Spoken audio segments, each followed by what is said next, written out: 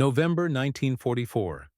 Somewhere in eastern France, near the German border, the morning fog clings to the bare trees like smoke, cold, silent, the kind of silence that makes your chest tight. A single M10 tank destroyer sits, hull down behind a low ridge. Open-topped, thin armor. The crew can see their breath inside the turret. The Germans call it a tin can. The Americans call it a coffin with tracks. But the 3-inch gun is loaded. The loader's hands are steady. The gunner's eye is pressed to the sight. 2,000 yards downrange, the tree line rustles. Then the sound. That low, grinding roar of heavy engines. Panther tanks. Dozens of them. Maybe more. The commander doesn't move. His hand hovers near the trigger. The Germans are laughing. They've seen M10s before. Thin armor, no chance. They roll forward with confidence. They don't know what's about to happen. By late 1944, the war in Europe had reached a brutal, grinding phase. The Allies had broken out of Normandy. Paris was liberated. Patton's Third Army was racing east. Montgomery was pushing through Belgium. The Soviet steamroller was crushing the Wehrmacht in the east. Hitler's Reich was bleeding from every direction. But Germany was not finished. Along the borders of the fatherland, German forces regrouped. Veteran panzer divisions pulled back from France. They reformed, refitted, and dug in. The autumn rains turned roads to mud. Supply lines stretched thin. Every mile closer to Germany meant stiffer resistance, and the Germans had one advantage that terrified Allied tankers: the Panther. The Panther AUSF-G was, by most measures, the finest medium tank of World War II. Sloped frontal armor over 80 mm thick, a long-barreled 75 mm K-42 gun that could kill a Sherman at 2,000 meters. Speed, firepower, protection. It had everything. Allied tank crews hated it. Sherman crews especially. A Sherman 75 mm gun could barely scratch a Panther from the front. You had to get close, flank it, hope for a lucky shot. Most Shermans didn't get the chance. The U.S. Army knew this. They'd known it since Normandy. The reports from tank commanders were grim. We need better guns, heavier armor, something that can fight Panthers. But America didn't build heavy tanks in large numbers. The M4 Sherman was the workhorse. Mass-produced, reliable, easy to ship, but outgunned. The solution was the tank destroyer. Not a tank, a hunter. A vehicle built around a single purpose: kill enemy armor from range, then move. The doctrine was simple: speed over armor, firepower over protection, ambush, shoot, relocate. The M10 Wolverine was one of these machines. It entered service in 1942, built on a modified Sherman chassis, but instead of a turret with a 75 mm gun, it carried a 3-inch M7 anti-aircraft gun adapted for anti-tank use. Open-topped turret. Thin armor. Maximum 37 mm on the front hull. Less than 2 inches. A Panther's gun could punch through it like paper, but that 3-inch gun could penetrate 88 mm of armor at 1,000 yards. With the right ammunition, it could hurt a Panther. The M10 wasn't designed to slug it out face to face. It was designed to hide, wait, and kill from a distance, then disappear. By 1944, over 6,000 M10s had been built. They served in North Africa, Italy, France. They fought in hedgerows and mountains. Some crews loved them, others cursed them. German tankers mocked them. Tin cans, coffins. They saw the open top, the thin armor, and assumed easy kills. Panther crews especially.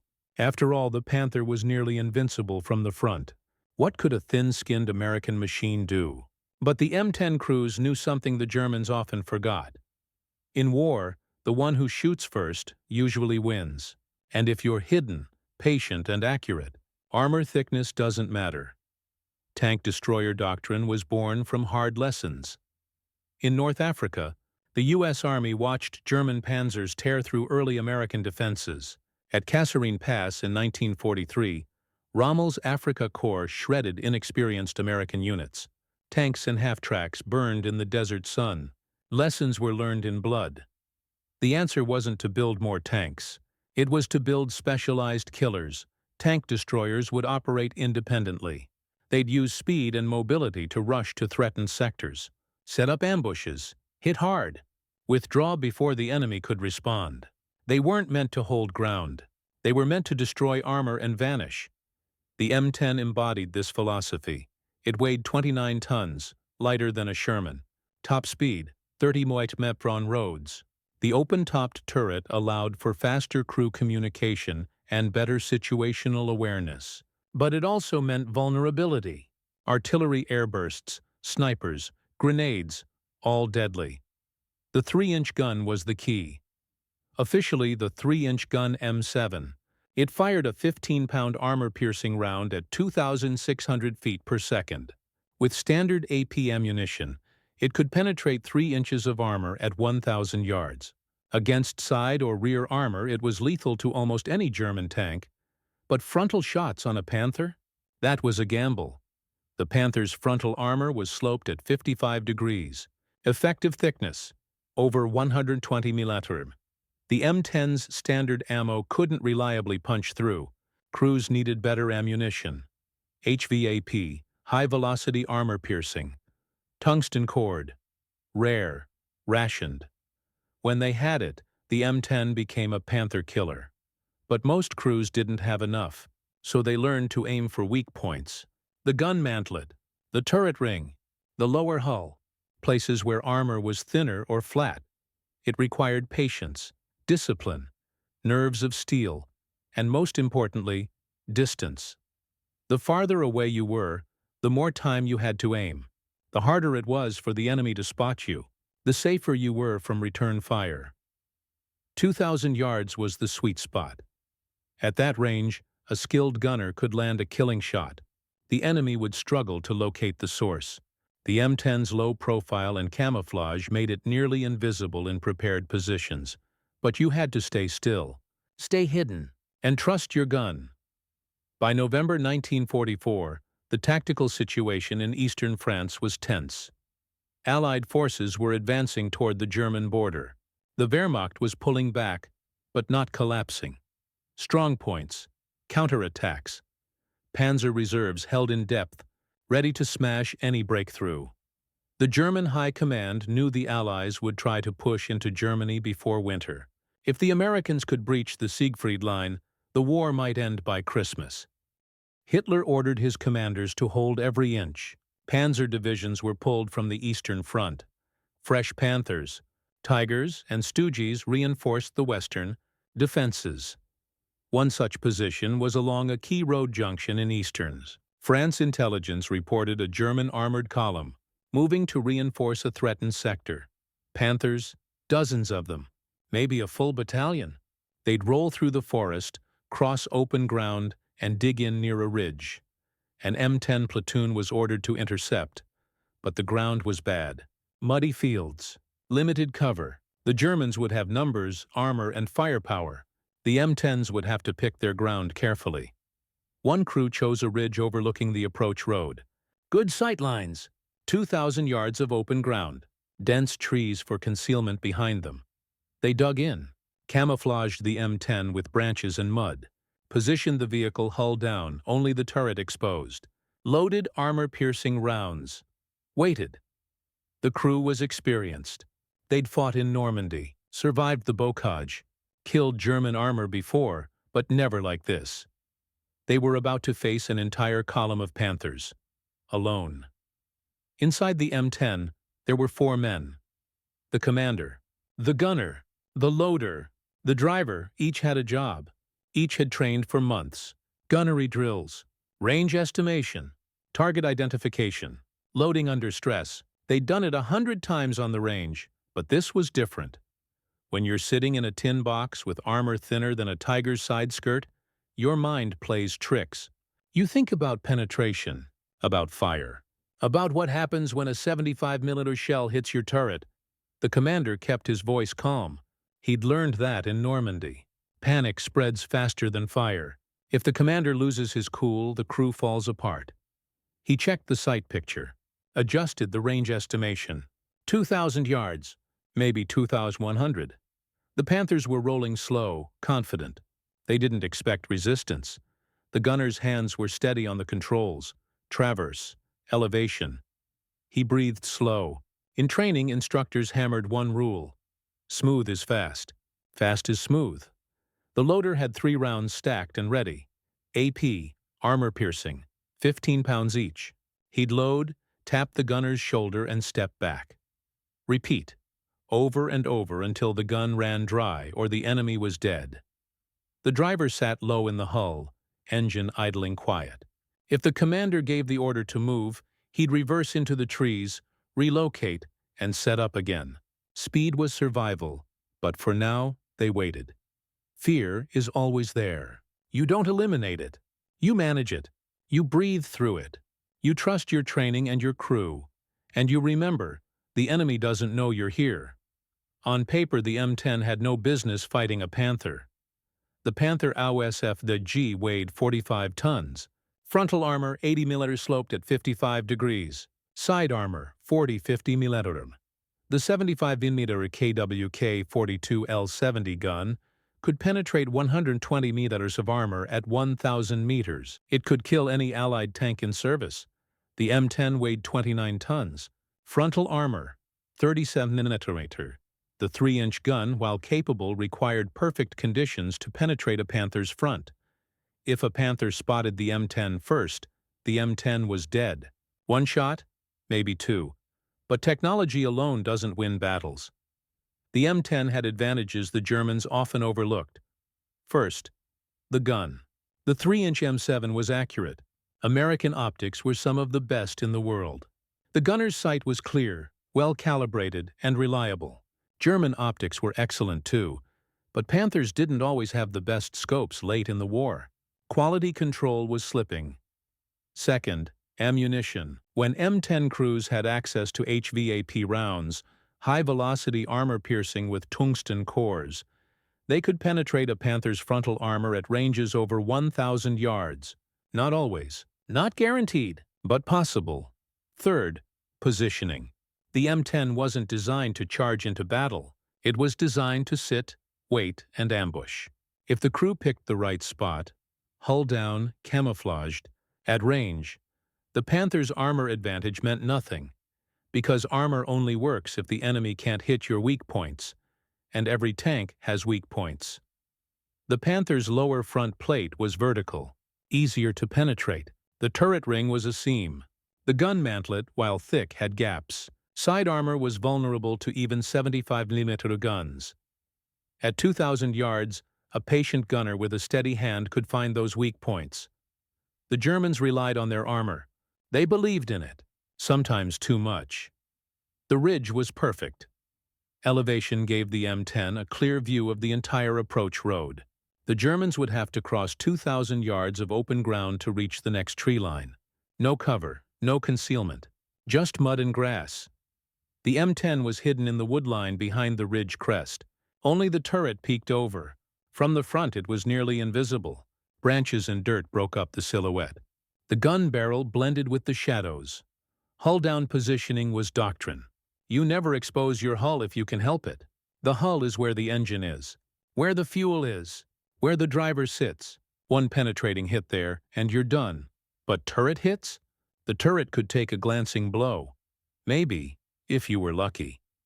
The commander had walked the ground earlier that morning, measured ranges with his binoculars, marked key terrain features, a dead tree at 1,800 yards, a stone wall at 2,200. Reference points. When the Panthers appeared, he'd know exactly how far they were. The ground itself worked against the Germans. The approach road was soft from autumn rain. Panthers weighed 45 tons. They'd churn through the mud slowly. Predictable. No evasive maneuvers, and the Germans wouldn't expect resistance. Not here. Not from a single vehicle. That was the edge. Surprise, patience, discipline. The doctrine was clear. Let them come. Wait until they're committed. Then kill them. The Panther crews rolled forward with confidence. They were veterans. They'd fought in Russia, France, the Ardennes. They knew their machine was the best medium tank in the world. They'd seen Shermans burn. They'd laughed at M10s. Thin armor, open tops, no chance. The column was large. maybe 20 Panthers, maybe more, a company strength element, moving to reinforce a defensive line farther east. They expected scattered resistance, a few American infantry positions, maybe some artillery. Nothing serious. The lead tank commander stood in his hatch, scanning the horizon with binoculars. The road ahead looked clear. Open fields, low ridges, nothing moving. Luftwaffe reconnaissance had reported no major enemy formations in the area, just scattered patrols. The Panthers moved at moderate speed, 15 kilometers per hour, engines growling, tracks clanking. The sound echoed across the fields. Inside the tanks, the crews were relaxed, joking, smoking. They'd done this 100 times. One gunner commented to his loader, "If we see an M10, we'll go through it like paper." Laughter. They didn't know an M10 was already watching them, already tracking them, already preparing to fire. German intelligence had failed. American tank destroyer doctrine was designed around exactly this kind of engagement. Small, mobile, lethal. The Germans knew about it in theory, but in practice they often underestimated it. Overconfidence kills. The Panthers rolled into the open ground. No scouts ahead, no infantry screen, just armor. They had no idea they'd just entered a kill zone. The 3-inch gun was not glamorous. It didn't have the reputation of the German 88 kilometers. It wasn't as famous as the British 17-pounder, but it was effective. The M7 3-inch gun was originally designed as an anti-aircraft weapon. High velocity, flat trajectory, excellent accuracy. When adapted for anti-tank use, it became one of the more capable guns in the U.S. arsenal. Muzzle velocity, 2,600 feet per second with standard AP ammunition. With HVAP rounds, that jumped to over 3,400 feet per second. At 2,000 yards, the gun retained enough energy to penetrate 75-90 meters of flat armor plate. Against sloped armor, the effectiveness dropped. But weak points, turret rings, lower plates, mantlets, were still vulnerable. The key was shot placement. A Panther's frontal armor was nearly impenetrable at range with standard AP. But the lower front plate was 60 millimeters and vertical. A direct hit could penetrate. The turret face, while thick, had a shot trap below the mantlet. A round hitting there could deflect downward into the thin roof armor. The gunner knew this. He'd studied Panther schematics. The U.S. Army distributed intelligence packets with enemy tank diagrams, weak points marked in red. The M10's gun had another advantage: the mount. The turret traverse was manual but smooth. The gunner could fine-tune his aim with precision. The sight was clear. Range markings etched into the glass, windage adjustments for crosswinds. At 2,000 yards, a crosswind could push a round off target by several feet. The gunner factored this in, adjusted, breathed. The gun was ready. The crew was ready. Now it was just a matter of timing. The M10 commander faced a brutal calculus. He was alone. No support, no backup. If he engaged, the Germans would know his position immediately. Return fire would follow. Artillery, infantry, more tanks. If he withdrew without firing, the Panthers would reach their destination. They'd reinforce German lines.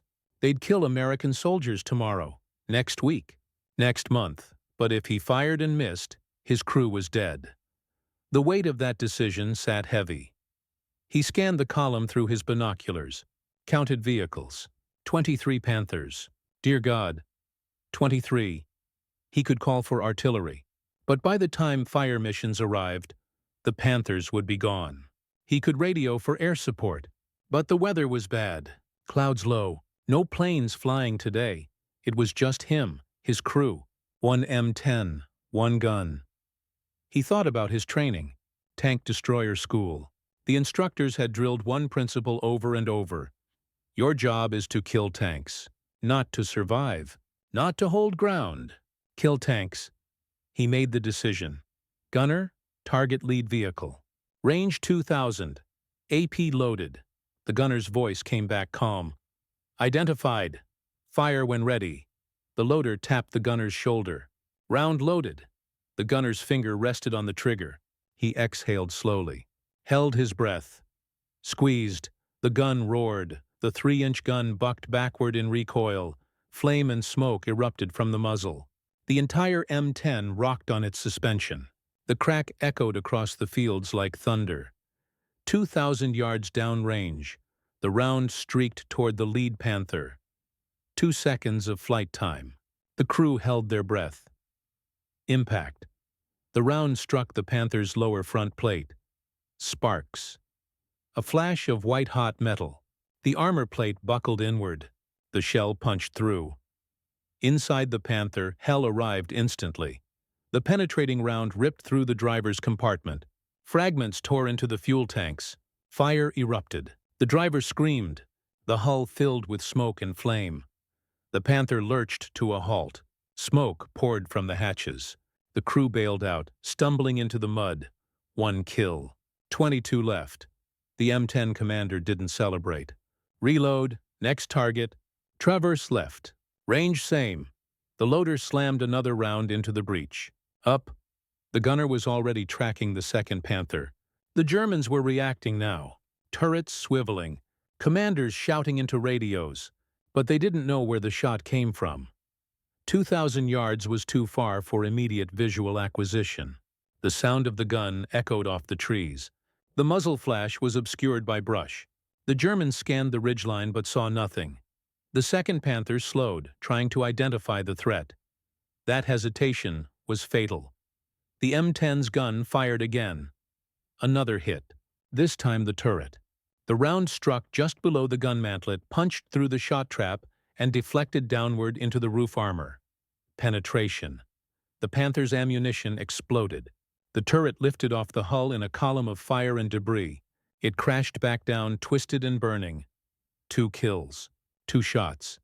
The German column erupted into chaos. Panthers scattered, trying to find cover. But there was no cover. Just open ground. Some accelerated forward. Others reversed. Turrets traversed wildly, searching for the attacker. A few fired blindly toward the ridge. Shells screamed overhead. Explosions tore up the ground 200 yards in front of the M10. Close, but not close enough. The M10 gunner stayed calm. His world shrank to the sight picture. The crosshairs. The target third Panther, turret exposed. Side armor visible as it turned. Fire. The round hit the Panther's turret side. 40 millimeters of armor. The 3-inch round went through like paper. Internal explosion. The tank shuddered. Stopped. Smoke billowed. 3 kills. The loader was moving like a machine. Grab round, load, tap shoulder. Step back. Repeat. His hands were numb. Adrenaline. Fear. Excitement. All of it blurred together. The commander's voice cut through the chaos. Target left. Hull visible. Fire. 4th Panther. Trying to back into the tree line. The M10's round caught it in the lower hull. Penetration. Fire. Another kill. 4 down. The Germans were panicking now.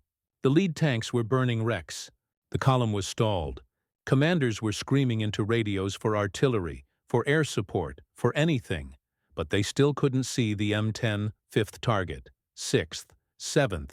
The 3-inch gun fired again and again. Each shot carefully aimed. Each shot a kill. Panthers exploded. Burned. Died. The M10 crew worked in perfect rhythm. Commander calling targets. Gunner tracking. Loader feeding the gun. The driver kept the engine idling, ready to move if German artillery found them. But the Germans were too disorganized, too shocked. They'd expected easy passage. Instead, they were being slaughtered. 8th kill. 9th. Some Panthers tried to charge the ridge, engines roaring, tracks chewing mud. They closed the distance to 1,500 yards, then 1,200 But charging into fire is suicide. The M10 gunner picked them off one by one. Front shots now. Lower plates. Gun mantlets.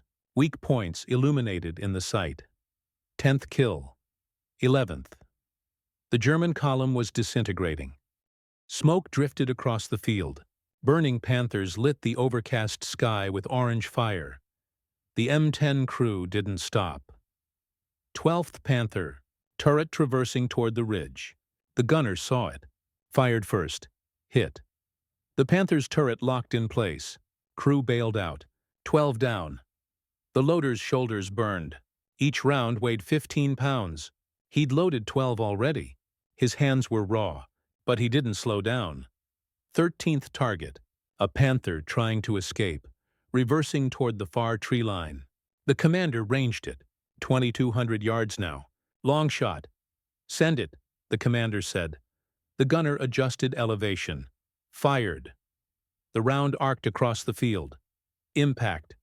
The Panther's engine compartment erupted in flames. Mobility kill. Crew abandoned it. 13. The German commanders were on the radio now, screaming for permission to withdraw. The attack was over. This wasn't a skirmish. This was an execution, but retreating under fire is nearly impossible. 14th Panther. 15th. Both trying to move laterally, seeking the tree line. The M10 tracked them. 2 shots, 2 kills, 15 down. The remaining Panthers were scattering. Some crews abandoned their vehicles and ran. Others buttoned up and tried to reverse through the mud. Desperation. The M10 commander knew the end was near. His crew had maybe a dozen rounds left. The Germans would call in artillery soon, or the Luftwaffe, or reinforcements. They had to finish this. 16th Panther. Stopped dead in the open. Crew probably dead inside. The M10's round finished it anyway. Insurance. 17. One more Panther tried to make a run for it. Full speed. Tracks throwing mud. The gunner led the target. Calculated the movement. Fired. The round caught the Panther in the side armor as it turned. Penetration. Explosion. The Panther careened to a stop. Turret blown open. 17 kills. The field was a graveyard. Smoke columns rose into the gray sky. Burning hulks dotted the mud. Bodies lay scattered. The survivors were running, stumbling through the fields toward German lines. The M10 commander scanned for more targets. Nothing. The remaining Panthers, maybe 5 or 6, had fled beyond effective range. Cease fire, he said, quietly. The gunner lifted his head from the sight. His face was pale, sweat dripping. His hands shook. The loader sat down hard on the turret floor. He stared at the empty shell casings scattered around him. 17 of them. The driver's voice crackled over the intercom. "We need to move, now." The commander nodded. "Back us into the trees." Slow and steady. The M10 reversed off the ridge, tracks crunching over branches.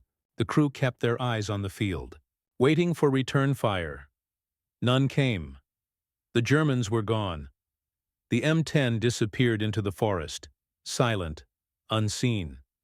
Behind them, 17 Panthers burned. The silence after battle is strange. No gunfire, no engines, just wind and the crackle of burning metal. The M10 crew drove for 15 minutes before stopping deep in the woods. The commander ordered the driver to kill the engine. They sat in silence for a long moment. Nobody spoke. The loader finally broke the quiet. Did we really just—" The commander nodded. "Yeah, we did. 17 Panthers, 1 M10. It didn't seem real." The crew dismounted. Checked the vehicle. The gun barrel was hot enough to make the air shimmer. The recoil mechanism was intact. No damage, no hits. The Germans never touched them. The commander grabbed the radio handset and reported to battalion headquarters. His voice was steady, but his hands still shook. Wolverine 2-3 to Falcon 6. Contact report. Engaged enemy armored column. 17. Repeat, 17. Enemy tanks destroyed. Panthers. No friendly casualties. Over. The radio went silent for a few seconds. Then the battalion commander's voice came back, sharp and disbelieving. Wolverine 2-3, say again your count. Confirm 17. Confirmed. 17 Panthers destroyed. Crew is intact. Vehicle operational, over. Another pause. Then, stay in position. Do not, repeat, do not move. Higher wants verification. Intelligence team en route. Out. The crew waited. An hour later, a reconnaissance team arrived. Jeeps and an armored car, a captain from intelligence, a lieutenant from battalion staff. They wanted to see the field. The M10 led them back to the ridge. Carefully, slowly, watching for German artillery or counterattacks. When they crested the ridge, the intelligence captain stopped his jeep and stepped out. He raised his binoculars. Across the field, the wreckage was undeniable. 17 Panthers. Some burned down to the chassis, others intact but gutted. Turrets blown off. Hulls cracked open. Bodies still visible in and around the vehicles. The captain lowered his binoculars. He looked at the M10 commander. "You did this? One vehicle?" "Yes, sir." The captain walked closer to the M10. He looked at the 3-inch gun, at the thin armor, at the open top, then back at the field. "From here?" "Yes, sir. 2,000 yards." The intelligence lieutenant was taking notes, counting wrecks, photographing the scene. Every detail would go into a report, the kind of report that gets read at Army headquarters, maybe higher. The captain shook his head slowly. "I've been in this war since North Africa. I've never seen anything like this." Neither had anyone else. The engagement was verified by multiple sources over the following days. Aerial reconnaissance photographed the wreckage. Engineers examined the destroyed Panthers. Intelligence teams interviewed locals who'd witnessed the battle from nearby farms. Every piece of evidence confirmed it. 1 M10 tank destroyer. 17 Panther tanks destroyed. No friendly losses. The crew was pulled off the line for debriefing. Officers asked them every detail. "How did you aim? What ammunition did you use? How did the Germans react? What was the range?" The answers were simple. Training, discipline, patience, good ground, a little luck.